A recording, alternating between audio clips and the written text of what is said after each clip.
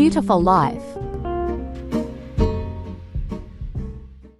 สวัสดีครับ Good afternoon and welcome to A Beautiful Life on englishonline.rmutp.ac.th. My name is อาจารย์เกษมพุทธเรืองศรี your host for the program.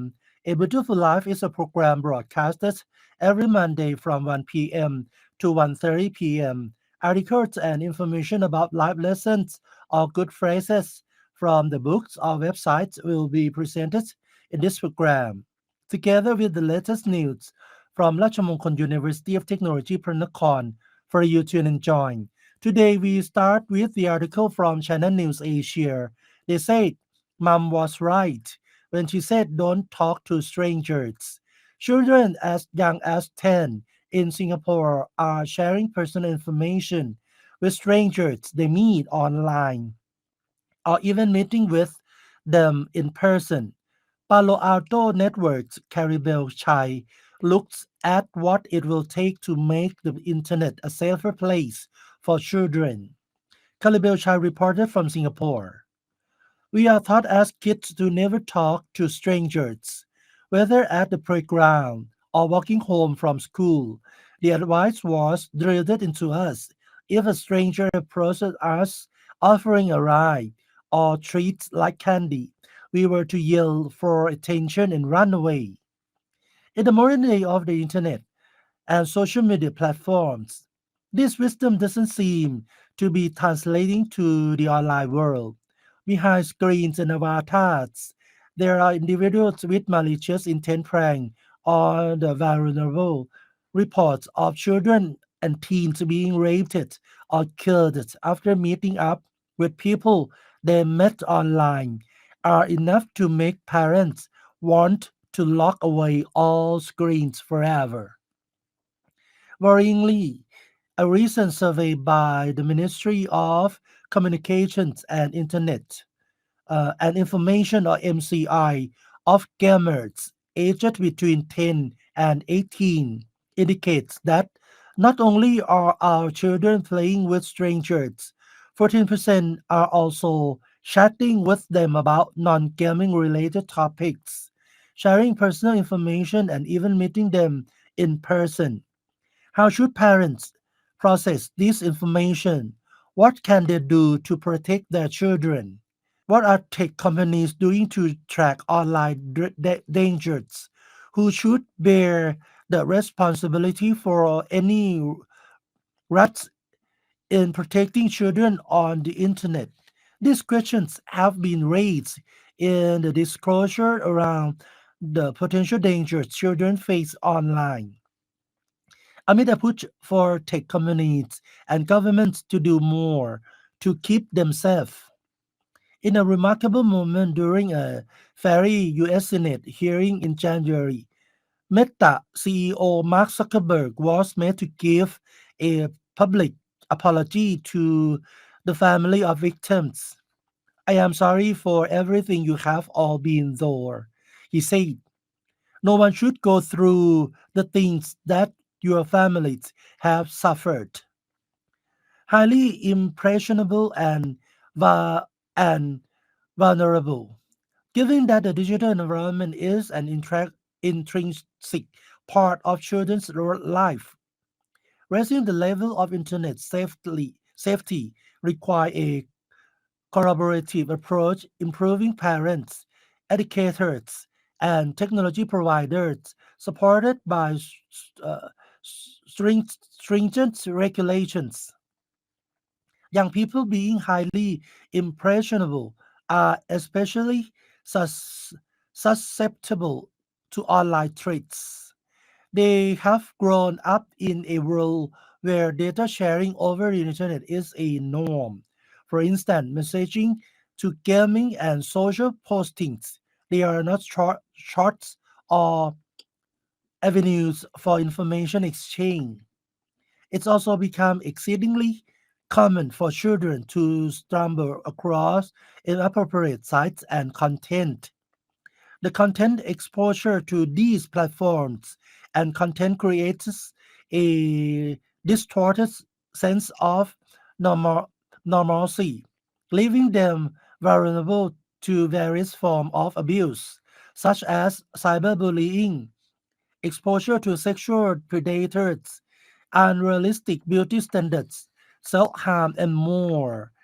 The emergence of generative artificial intelligence are deepfake expand the surface area of attacks. Fostering a secure ecosystem is a shared responsibility. There is a need to focus on inclusive cybersecurity education that provides children with an awareness of identity protection, online privacy, and overall good cyber hygiene measures. Promoting cybersecurity as a shared responsibility between families, educators, governments, industry, and the wider community is a must. Because let's face it, the complete elimination of digital device is not feasible. Surveilling every single conversation children have online is also impractical. Taking steps in the right direction, Singapore last year implemented measures to mitigate risks from harmful social media content, particularly for children. The Code of Practice for Online Safety, which took effect on July 18 last year, requires designated social media services with a significant reach or impact to put in place system and processes to minimize exposure to harmful content for users in Singapore. Communications and Information Minister Josephine Teo last month also announced that authorities will progressively release a series of guides to help parents manage their children's screen use and foster healthy online habits. Parents on the part can take a proactive approach to strengthen their children's online safety through measures such as implementing multi-factor authentication, creating complex passwords, and regularly update login credentials and software updates. Vigilance is a key. The parents should monitor their children's activity for things such as increases device usage, behavioral changes, or a notable decrease in daily physical activity. Taking these preemptive measures is a crucial first step in prevention. Mitigating potential online risks faced by children. It is advisable, too, that parents and children make joint decisions regarding the use of applications and its content. Parents are further encouraged to stay informed of the latest trends in order to serve as digital role models and regularly engage their children in discussions about cyber safety to build trust and openness in their relationship. What is the future of children's safety? The emergence of AI holds promi- promising prospect for enhancing children's internet safety. Tech companies can harness AI to develop innovative safety features, including robust age verification methods, content filters, and threat detection algorithms tailored to the unique needs of young users. Further, there is a crucial need for parents to enhance their safety skills and digital literacy. To aid with this, AI-powered parental control tools can offer adaptive and personalized settings, providing parents with effective means to supervise their children's online activities. Our stand is that prevention is better than recovery, which is why multifaceted approach is essential to create a safe digital environment. This reinforces the importance of regular data collections, monitoring, research, and continuing to build the evidence base relating to effective cyber safety approaches. Together, we can work towards establishing a secure digital environment that prioritizes the well-being of users, particularly the younger generations. Caribel Chai is country director Singapore Paulo Arthur Network. So you can read more about this from Channel News Asia. And next, potential US TikTok ban shows many still struggle with real concerns. Coming hot on the heel of the US Senate's recent grilling of TikTok's Singaporean CEO Joe Chu Zhi, the latest attempt to force China-owned ByteDance hand may prove hard to implement, say NTU's Sinite. Mark Sinite reported from Singapore. Singaporeans have watched the, the furor in the United States over TikTok with particularly interest. A Singaporean CEO, Mr. Zhou Chu testified in the U.S. Senate twice in the last year. Accusations of ignorance and xenophobia were leveled after the January hearing when Senator Tom Cotton repeatedly asked Mr. Zhou about his tie with China, to which Mr. Zhou responded, I am Singaporean. Last week, the United States House of Representatives voted overwhelmingly to pass a bill to ban TikTok if its Chinese parent company ByteDance does not divert or sell the company. Though China is the rare issue that brings US lawmakers together, the strength of the bill's bipartisan support was unexpected. Its sponsor says the bill's bakers say they acted to safeguard Americans against national security threats. Chinese officials and some American progressives characterized the calls for a ban as motivated instead by protectionism and anti China animus. As an American living and teaching in Singapore, Mark Senai said, I also watch with special interest. I have seen the reality of American bias up close, but I do not doubt the sincerity of those who struggle with questions about TikTok, paranoid or appropriate caution. The questions ultimately focus on ByteDance, which has its own management in Beijing. Based in Singapore and Los Angeles, TikTok may be insulated from its parent company by its corporate structure. As the company asserts, TikTok often cites its efforts to store American users' data in Texas at facilities overseen by American company Oracle. Still, a parent company is a parent company, and some coordination and control are expected. Both Google and its parent Alphabet share a CEO, Sundar Pichai.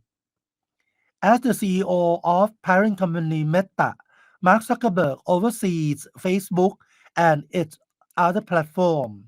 Elon Musk owns the holding company of X Corp, formerly Twitter, whose CEO Linda Yaccarino feel belief really calls the shots. It struck me as rash for outside observers to be too confident about what TikTok could or could not do. Given that ByteDance is subject to Chinese national security law, can TikTok data not, under any circumstances, end up in the hand of Chinese intelligence? Or could the platform be turned against American users if US-China tensions escalate? With TikTok's algorithm trained on the preference and vulnerability of so many of us, There are concerns about whether the app could be weaponized to spread propaganda. Questions abroad about whether such manipulation is already happening. Rutgers University researcher found a relatively low number of stories about China's Uyghur population on TikTok compared to Instagram, for example. TikTok might have shot itself in the foot in the week before the House vote.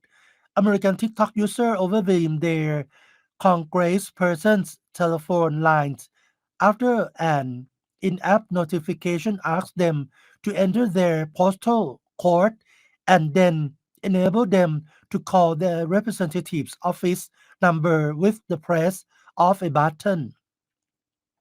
Americans learn in civic classes that we can contact our representatives to express our will. Few ever do, according to one congressman. Some who called about TikTok appear to be minors who did not even know what Congress does. Legislators saw the barrage of calls as evidence of the power they feared, that the app could be used to mobilize users, possibly against the country's interests. Against the country interests. What happens next for ByteDance? Whether ByteDance is forced to sell off TikTok or see it banned in the US may still be in the distant future. First, the Senate, the upper chamber of Congress, would have to pass the bill. So far, senators have been less enthusiastic about it, and the legislative process could take months. Next, the president would have to sign it into law. President Joe Biden, whose re-election campaign joined the app last month, said he would sign it. This could alienate some young voters who support he needs. Former President Donald Trump, who tried to impose a TikTok ban years ago, announced earlier this month that he opposed it. His public U-turn coincided with a reported meeting with a Republican mega-donor and ByteDance investor. Mr. Trump said that TikTok users might migrate to Meta, which he considered an enemy of the people. If elected this November, Mr. Trump may have the opportunity to vote. Mr. Trump may have the opportunity to veto the law. Mr. Trump may have the opportunity to veto the law. Upon passage, the law would probably face immediate legal challenges based on free speech guarantees. The First Amendment prohibits government action restricting Americans' right to express themselves and receive information. According to past cases, even the right to access foreign propaganda is specifically protected. The bill's defenders counter that its target is not speech, but the company's conduct, including data handling. Litigating such questions could prevent or delay the law implementation. Chinese authorities describe the law as bullying, but some consider that charge hypocritical, given that American social media platforms have long been banned in China. The US should take an approach that is more consistent with its value and openness rather than a tit for tat approach. The what ifs. Questions about TikTok and American nationality security are based on hypotheticals, but threat prevention involves contemplating hypotheticals. If Chinese exploitation of TikTok cannot be ruled out, the U.S. House of Representatives answer eliminate the possibility by forcing a chance of ownership or failing that ban it. In my decade of teaching communication law and policy, I observed that cases like this divide pupil bases on core belief and dispositions such as risk tolerance. Do we believe that we can trust one another not to swayed by propaganda? That's a remote, currently hypothetical risk justifying a ban on an app that hosts a generation's them self expression. Even if this registration fail, such question will endure. Though TikTok was the first population, though TikTok was the first popular app with algorithmically deliver short videos, the potent formula has proven easy to replicate. The communities on Instagram Reels and YouTube Shorts may be a few years behind TikTok in development, but it seems unlikely that TikTok has no substitutes. Addressing legit- legitimate security concerns may be necessary for TikTok to continue to thrive. Failure to do so may eventually erode users' confidence in the app, and their choices in the free market may lead to the app's eclipse. ByteDance will have to decide if this, compared to divestment or a ban, is the worst fate. Dr. Mark Senite is Association Dean, Undergraduate Education at Nanyang Technological University's College of Humanities, Arts, and Social Science. He teaches media law and artificial intelligence law courses at the Wee Kim Wee School of Communication and Information. So you can read more about this from Channel News Asia. And we'll be right back after a short break. Beautiful Life.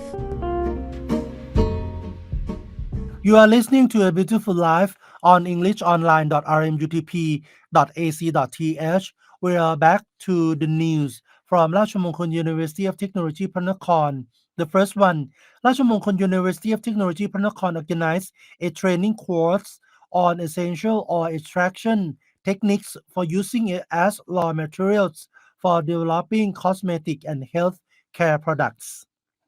Health, Cosmetics and Anti-Aging Technology major or HCAT, Faculty of Science and Technology, ราชมงคล University of Technology พระนคร organized a training and practice project course in essential oil extraction techniques for cosmetics and health care with Assistant Professor Pennappa Suvarnabamrung, Dean of the Faculty of Science and Technology, preside over the opening of the project and welcomed the training participant on March the 2nd, 2024 at the Faculty of Science and Technology North Bangkok Center. This training course is Essential Oil Extraction Techniques for Cosmetic and Health Care.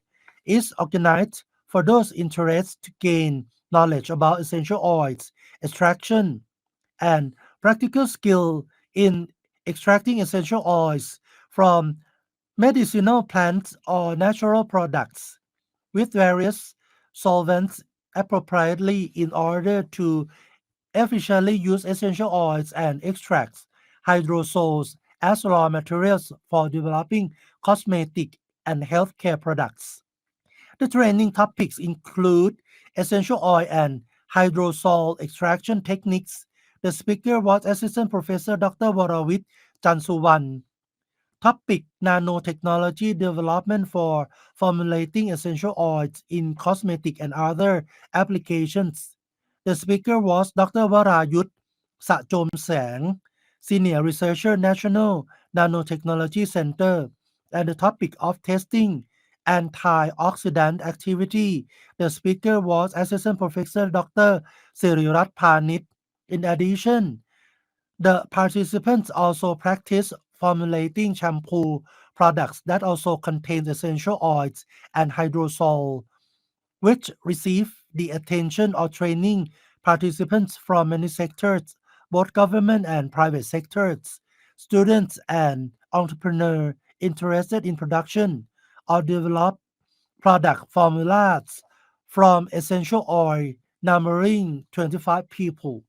However, the field of health technology, cosmetics, and anti-aging, health, cosmetic, and anti-aging technology, Faculty of Science and Technology, aiming to produce graduates who are professionals in health technology, cosmetic science, and anti-aging are internationally accepted. Create graduates to be researcher, developer of health and cosmetic products and innovations to meet the needs of both cosmetic and international labor markets. Enhance knowledge of modern marketing and entrepreneurship. Currently, new students are being recruited for the academic year 2024. The teaching course will be completed within 3.5 years. Interested person can ask for more information at telephone number 02-836-3000, extension number 4156, 4159, or at www.facebook.com/SCATSCIRMUTP. Mom Lung Panadda, Special Lecture at Student Orientation, Faculty of Liberal Arts, year 2024, on March the 7th, 2024.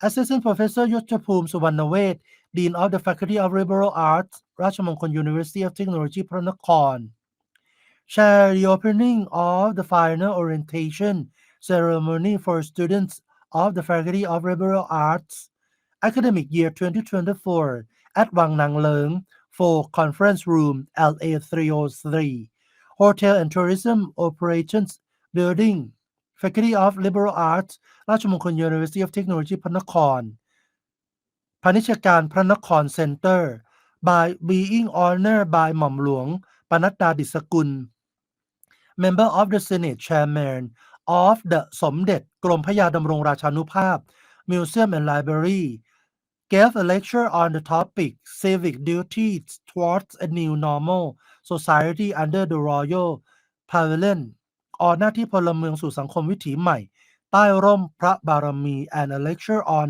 soft skills, essential skills for working professionally in the 21st century by Dr. Vilai Phung Human Resource Development Expert, for organizing this final orientation event. The objective is to equip students with the necessary technical and skills to work professionally. There are guidelines for adjusting to standard work in the organization as well as having skill in working, which is preparation of stepping into the professional world. Be confident and successful in the future career, which has fourth-year students from the Faculty of Liberal Arts for majors, including the Hotel and Hospitality Business major, Department of Tourism and Hospitality major, English for International Communication and Applied Thai Language for Careers and Communication Innovation. A total of 220 people participated. And the last one, ราชมงคล University of Technology พระนคร discussion with the Ministry of Defense prepare a draft curriculum for establishing a National Defense Technology College according to the university strategy in the area of Chaibadan District. Dr. นัทวรพล รัศสิริ วัชรบุญ President of ราชมงคล University of Technology พระนคร along with Mr. Ron กริต เอื้อพิพัฒนากุล Advisor to the President, Police Lieutenant Colonel ธนายอดดำเนิน Mr. ทวัฒน์ เบญจาธิกุล Expert Committee Member, Assistant Professor Dr. นัชยธร วัฒทิกร Assistant Rector for Industry and Corporation and Assistant Professor Dr. นัทพงษ์ พันธ์มานะ Dean of the Faculty of Engineering, Participate in discussion with the Ministry of Defense to request advice and exchange knowledge. Educational push and prepare a plan for implementing the draft curriculum for establishing the National Defense Technology University. According to the university strategy in the area of Chaibadan District, Lopburi Province, with General Jirawit De Joratsi, Director of the Defense Industry and Energy Center, Director of SOPT, and Major General Songwit Wayu Huat, Secretary of the Defense Industry and Energy Center, Lopburi Province, along with the group honored in welcoming and exchange knowledge, personal development and development of defense industry and military energy at the meeting room of the Defense Industry and Military Energy Center. Office of the Permanent Secretary of Defense Sisaman area on March 8, 2024. And the time is up for today. A beautiful life. Please join us on every Monday here on englishonline.rmutp.ac.th. Your host has been Ajahn Kasem Puttaruyangsi. You are welcome to subscribe to our channel on englishonline.rmutp.ac.th. Thank you very much for joining our program today and see you again next Monday. สวัสดีครับ Beautiful Life will be back again next Monday.